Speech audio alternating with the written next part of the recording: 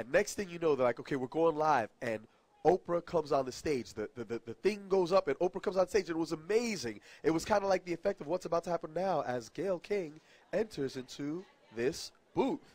Now, for those who are not watching us, you can't tell. We are on in a glass booth. It's like a fishbowl. And literally, Gayle and her crew have stepped up into the spot. Yes, we've stepped up into the spot.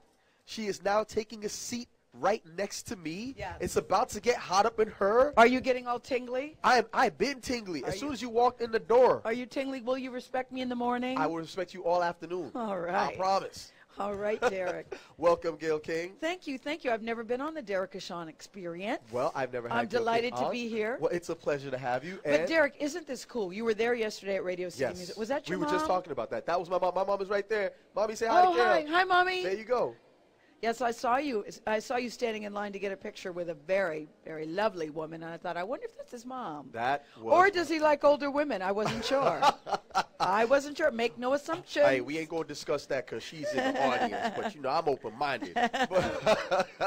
No, it's good. It was great. And I was just telling the listeners that, you know, we got to the Javits Center, and the place was packed. Yes. You know what, Derrick? I was there first thing in the morning because I had to do a live shot with the Today Show. Yep. So when I arrived, the place was empty, and they literally opened the doors, and people ran in, like you see that scene from Filene's Bargain Basement? Yeah. Where women literally, the doors open, and they, like, stampeded in. Exactly. It was like there was a mad sale. No, I had a it's sign true. on my head that said 40% off. Yes. There was no food. There was no clothes. Just people wanting to go and get a great seat. Yep. And I have to say, that was just such a lovely, lovely thing to see.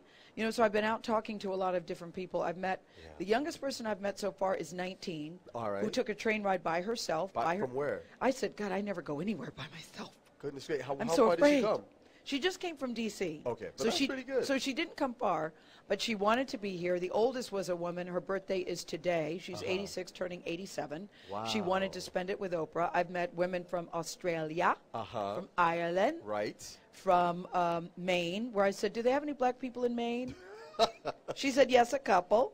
A couple, that's good. I met someone from Hong Kong where women said that they specifically came just for this weekend. I am blown away and touched by that. It's amazing. Well, I met a bunch of people from Texas and from Florida, and they're all so excited. And I was just asking people, we're asking people, folks, what is your Oprah experience? And they've been telling me the things that really move them. And I just spoke with a lady, Wanda, a little while ago, who was a foster child.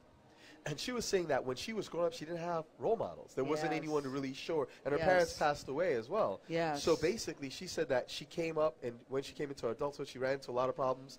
And Oprah basically became her role model. Wow. And the interesting thing about it is she didn't come out. She didn't want to let anyone know she was a foster child until a couple of years ago. And she had the courage in part because Oprah was teaching her to live her best life and to be comfortable in what she believed in herself. Where is she? She was. I want to talk to her. Where is Wanda? She was here a minute No, ago. but but that's the thing, Derrick. Hearing all sorts of stories like that. I met a woman who is an ovarian cancer survivor. She's been cancer-free for 10 years, our 10th anniversary of the magazine. Amen. So she felt that she just had to be here.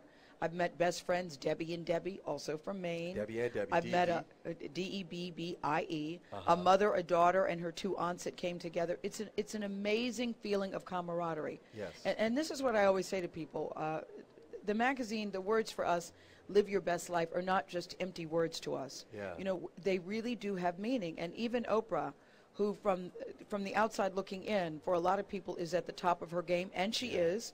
Even she, at the top of her game, is trying to figure out ways to do better, be better, live better. Yes. Even she at this stage. So that brings up another one of our guests who was on earlier, Stacy. And Stacy came in, and she said that, you know, she heard Oprah talking about the challenges that she's been through and all these different things, and talking about things like menopause, which I still don't know what it is. I will Wikipedia it later.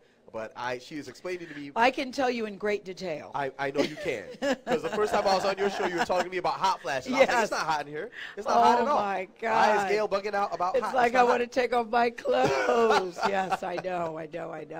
So basically, Stacey was saying that, you know, she felt like Oprah was making it easier to talk about things that were specifically important to women, and she feels like she grew up with her. Yes. She started listening to her when she was in her 20s, Yes. up until the time when she reached Yes. menopause, and she felt like seeing Oprah's openness with her own journey Yes. made her feel more comfortable in her journey. Yes. Well, listen, Oprah's been on the air for 25 years. The magazine has been in existence. Happy birthday to us for Amen. 10 years. So a lot of women feel that they've grown up with her. Yeah. And when people say, oh, Gayle, what are we going to do? She's going off the air next year.